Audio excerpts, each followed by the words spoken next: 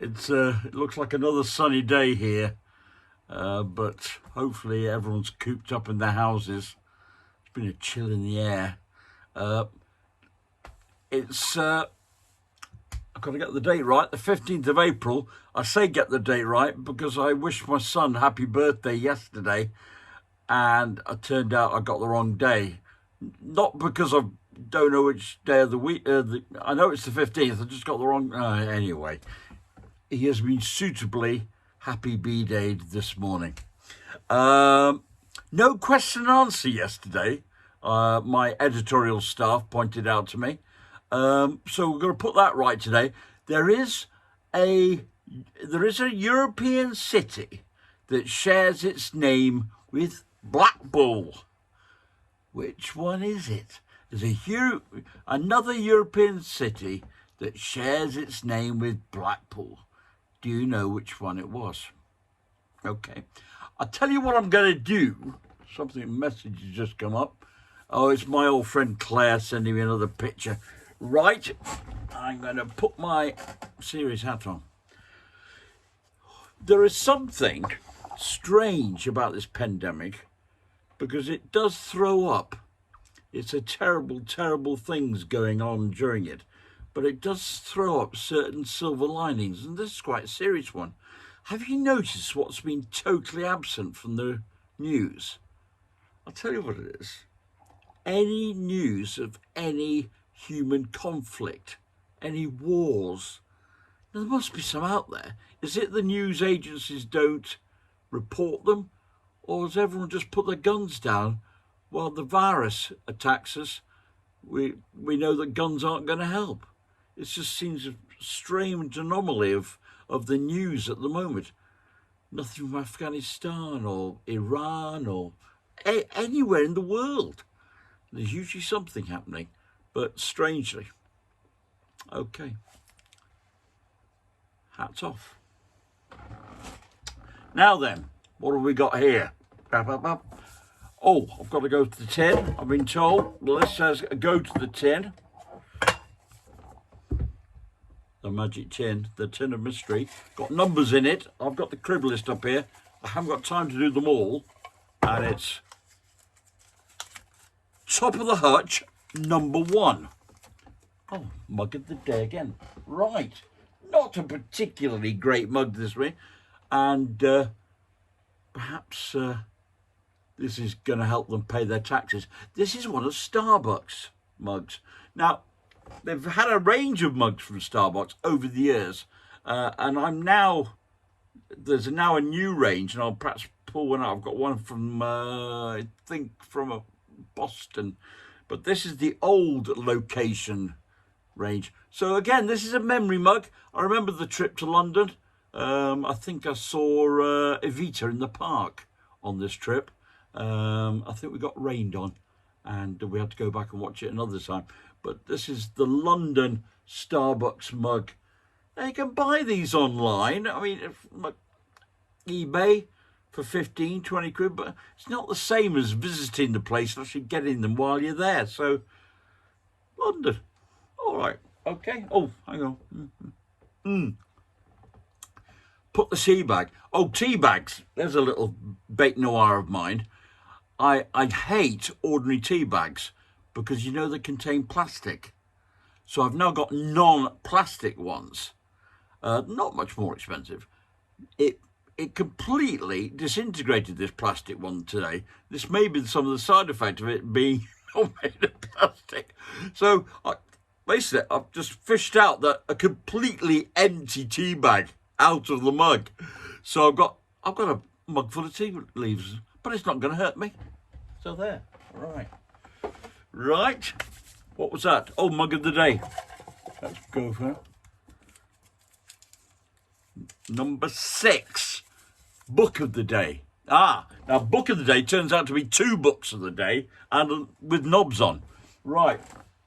Back in when I was about 8 years old, this sorry old book, it actually got it's got my name in the front and not to be touched without permission, it said. So when I was about 8 years old and I was at boarding school, this funny little old book was given to me by my father, and it's called Dick Seaman, and it was written by Prince Chula Chantrabonsa of Thailand. Funny book. Well, yeah, I'm just going to tell you that this is the book just come out very recently about the same guy, and it explains it a bit more. A Race with Love and Death, the story of Britain's first great Grand Prix driver, Richard Seaman. Yeah, this is Richard Seaman. Not many people. I wonder how many of you have even heard of him. He was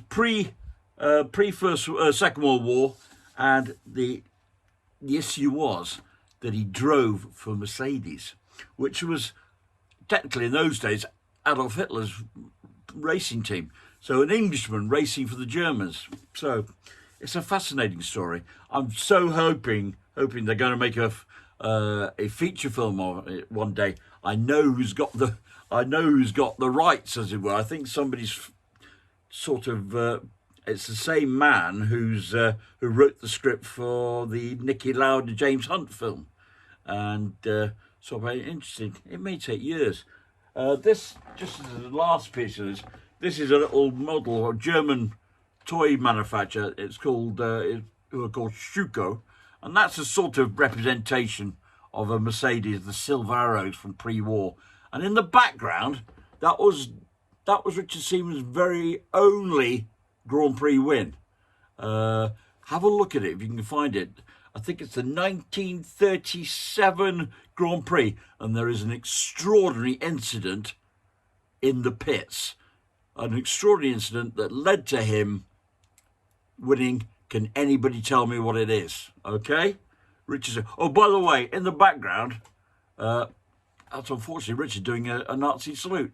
But having said that, the war hadn't started. He was working for them. And when he died in a crash, Hitler said all the Mercedes showrooms throughout Germany had to be closed, and garlanded photographs of Richard had to be put up. And there's a sort of legend that ever since that day he's buried in Kent, and that somebody from Mercedes tends his grave every year. But no idea whether it's true. And my idea for the closing or the opening titles or the closing titles of the film will be a distant figure crunched over the grave, and the camera would pull back and swing round, and it'd be Lewis Hamilton. Now, just an idea. If you're watching, by the way, the guy. Anyway, right. Go on. What else we got? Right. Number 13. Oh, I'm looking for some. Police memories. Now, I've been trying to get somebody to play chess against me, and as a result, I tried to think, when was the last time I played chess? I've actually played it for the police, would you believe? I suddenly remembered that I played against Lancashire. I was the bottom board, as they say, but I played a very nice police lady from Lancashire, and I won. So I've got an unblemished competitive, but I really didn't play a lot of competitive. But what we did do, I was in the police, and I was working in a place called the Force Operations Room, the Force Control Room, whatever you want to call it. And it was based in the city centre of Manchester. And it was basically where we took all the 999 calls, where we controlled a lot of the police officers who had VHF radios, that sort of thing. Now, I, from time to time, worked, we had computers at the back of the room, which were for the police national computer. Now, bearing in mind this was 1980, so this is quite cutting edge, giving out vehicle numbers. So I was sitting at the back of the room, and right at the front, about 15, 20, 30 odd feet away, was a guy who was controlling the motorway. Now, this guy, from the moment I arrived in the room, everybody referred to as Gandhi. Now, in this day and age, it'd be ridiculous. You couldn't do that. If anybody phoned up and asked for Steve, they say, no, nobody called. No, Steve, no.